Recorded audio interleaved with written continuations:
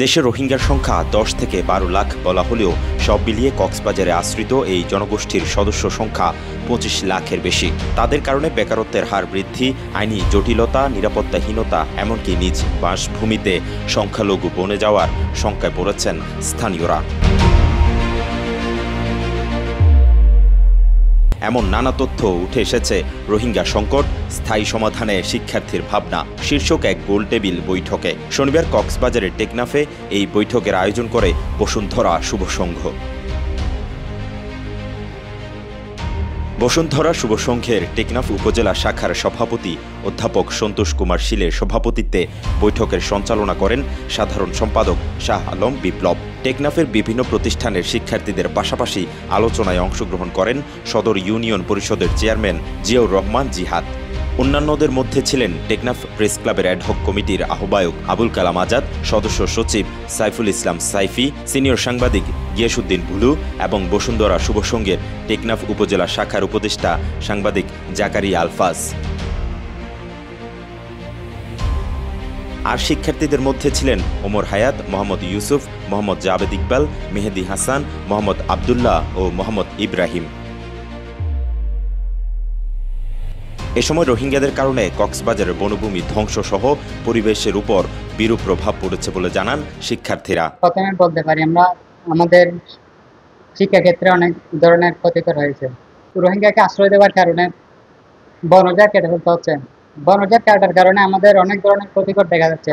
আসার পর থেকে আমাদের টেকনাফে সাধারণ মানুষের চলাফেরা থেকে শুরু করে বিভিন্ন পর্যায়ে সাধারণ নাগরিকের অনেক সমস্যা হচ্ছে।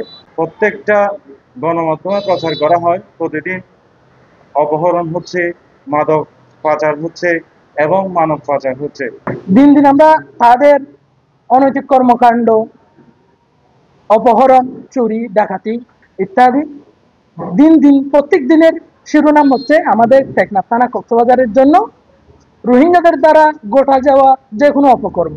এ সময় 12 থেকে 13 লক্ষের কথা বলা হলেও মূলত সব মিলিয়ে রোহিঙ্গা জনগোষ্ঠীর সংখ্যা টানা সপ্তমবারের মতো বেস্ট টিস্যু পেপার ব্র্যান্ড হিসেবে স্বীকৃতি পেয়েছে বসুন্ধরা টিস্যু। 25 লাখের বেশি বলে জানান জিয়াউর রহমান জিহাদ। একটা দেশে 1,50,000 2 লাখ হলে একটা সহ্য করা যায়। আমার জানা মতে, আপনারা বলতেছেন 13 লক্ষ 14 লক্ষ, আমার জানা মতে 25 লক্ষের কাছাকাছি বাংলাদেশের রোহিঙ্গা বর্তমানে বসবাস করছে। আমরা এখান থেকে আওয়াজ উঠাতে চাই, আমরা বলতে চাই আমাদেরকে এখান থেকে পরিত্রাণ দিতে হবে। রোহিঙ্গা জনগোষ্ঠীর সদস্যদের গতিবিধি আরও কঠোরভাবে নিয়ন্ত্রণের দাবি জানান টেকনাফ প্রেস ক্লাবের অ্যাডহক কমিটির আহ্বায়ক আবুল কালাম আজাদ।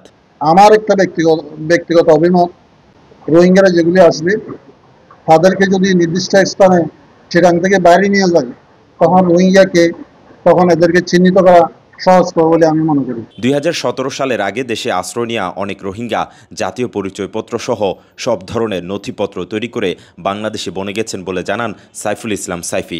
মানুষ রোহিঙ্গা মনে করে কাদেরকে 2017 পর্যন্ত যারা আসছিল, এর আগে যেসব রোহিঙ্গারা বাংলাদেশে ঢুকছে তারা সকলে বাংলাদেশের প্রকৃত নাগরিক হয়ে আইডি কার্ড বহন করছে, এই স্মার্ট কার্ড বহন করছে, ভোটার আগে তারা ভোট দিচ্ছে, তারা জনপ্রতিনিধি নির্বাচিত হচ্ছে, তারা সবকিছু করতেছে। রোহিঙ্গা ইস্যু ঘিরে যে মানবিক করিডোরের কথা বলা হচ্ছে তা সংকট আরও বাড়িয়ে দেবে বলে দাবি করেন জ্যেষ্ঠ সাংবাদিক গিয়াসউদ্দিন ভুলু।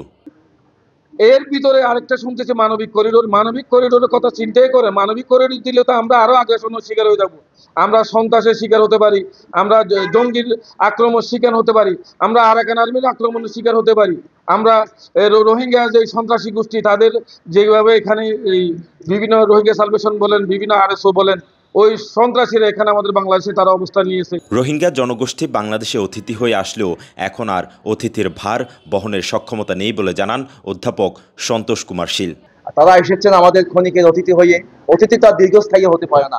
সেই অতিথিকে আমরা মানবতার খাতিরে 1 দিন 2 দিন 4 দিন করে আতিথেয়তা দেখিয়েছি, কিন্তু এখন আর সেই পর্যায়ে নেই, কারণ আমরা বিভিন্ন সমস্যার সম্মুখীন হচ্ছি। এ সময় অন্যান্যদের মধ্যে উপস্থিত ছিলেন সাংবাদিক জিয়াউল হক, আমিনুল ইসলাম বাঁধন, শেখ রাসেল, এম এ হাসান, আরাফাত সানি, নোমান ওরফ, ফারুক রহমান, কেফায়েতুল্লাহ প্রমুখ। কক্সবাজারের টেকনাফ থেকে জাকারিয়া আলফাজের পাঠানো তথ্যচিত্রে ডেস্ক রিপোর্ট কালের কণ্ঠ।